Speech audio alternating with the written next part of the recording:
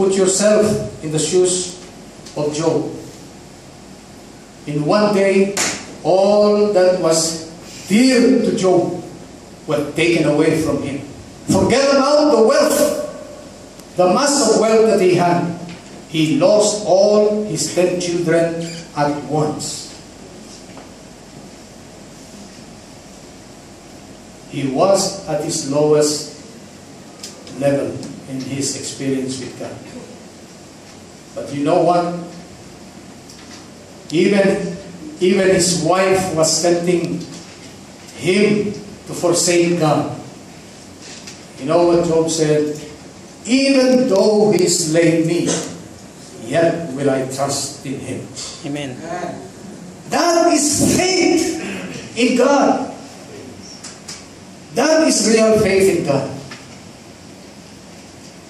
All the martyrs of Jesus Christ died praying that they be spared from death.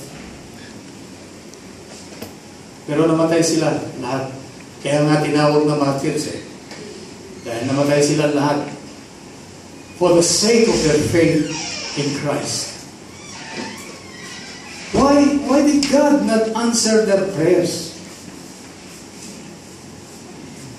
All the 12 apostles of Jesus Christ died as martyrs. Si John lang ang namatay sa old age. But all the 11 were killed. Some of them were beheaded like Paul. Some of them were nailed to the cross like Peter. Some of them were died with the sword, by the sword. And as tradition would have it, some of them died in boiling oil.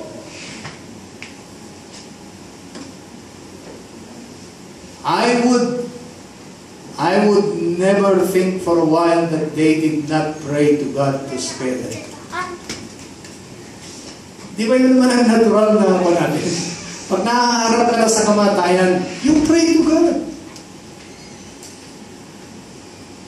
But then, when they finally realized that death was inevitable, they did not relinquish their faith in God. These all died in faith. All the martyrs of Jesus Christ.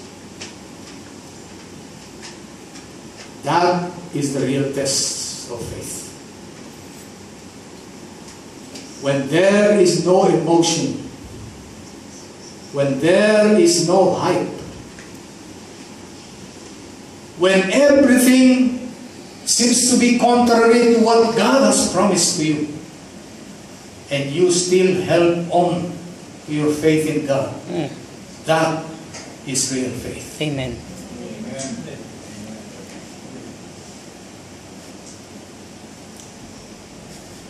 Minsan, sinusubok din tayo ng Panginoon.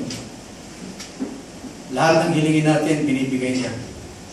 Lahat. And then suddenly, naisipan niya, huwag ko naman kaya ibigay itong isang ito.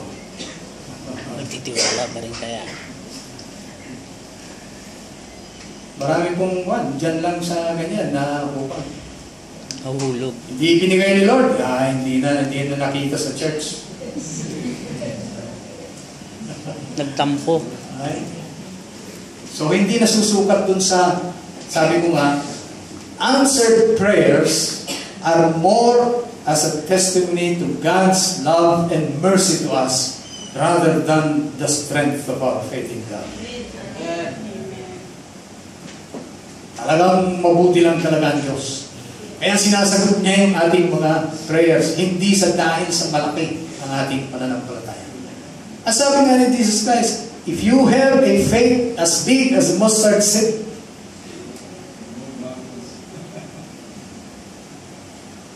so let's focus to the whole counsel of God when it comes to the gospel and other things.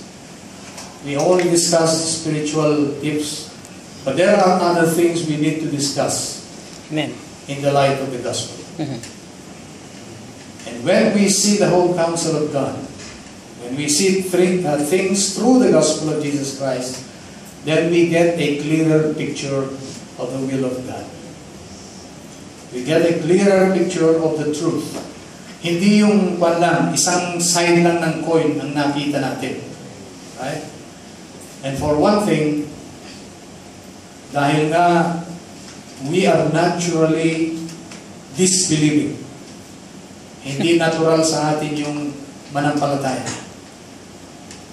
Mas nagtitiwala tayo dun sa ating nakikita, naririnig, nahihipo, naaamoy.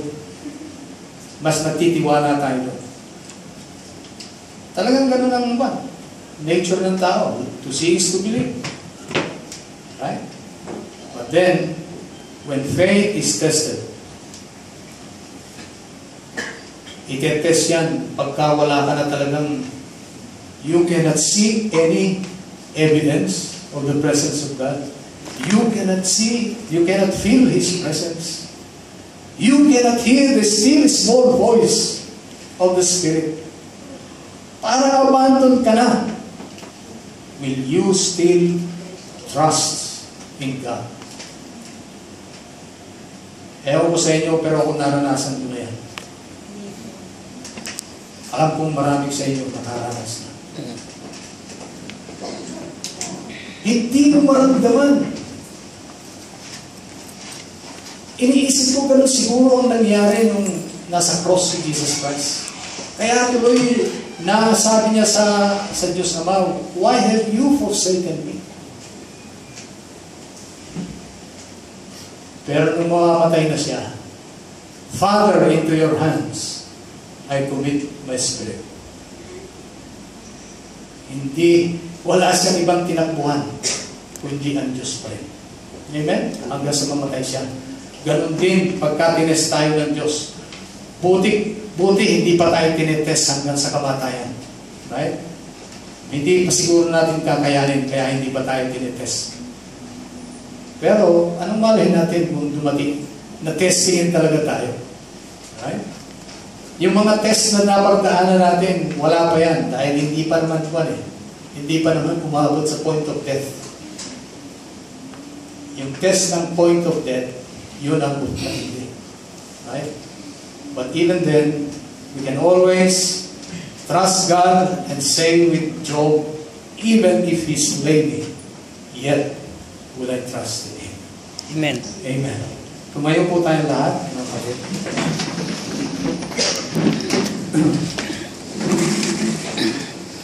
Let us pray. Loving Father in heaven, we thank you so much for reminding us of the gospel once again.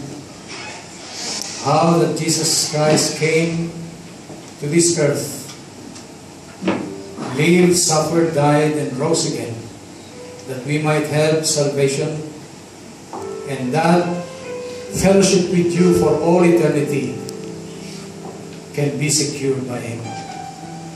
Lord, thank you so much, for you are so good to us.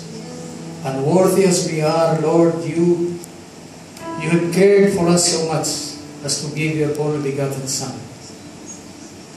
And not only that, Heavenly Father, you also gave your Spirit to all those who believed in your Son, that the Holy Spirit may live in us and to give us the character traits of God and of Christ, and give us spiritual gifts that we can use to edify one another and edify the church.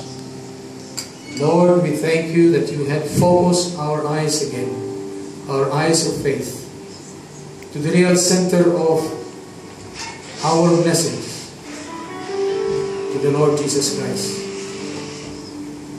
May we be like the Apostle Paul, Heavenly Father, whose eyes has been fixed firmly, Yes, Lord. on Jesus Christ and His gospel, that he was able to say, "For I determined to know nothing among you save Jesus Christ and Him crucified." Lord, bless the remaining hours of our fellowship together. Forgive us where we have fallen short of your glory. This we pray in Jesus' name. Amen.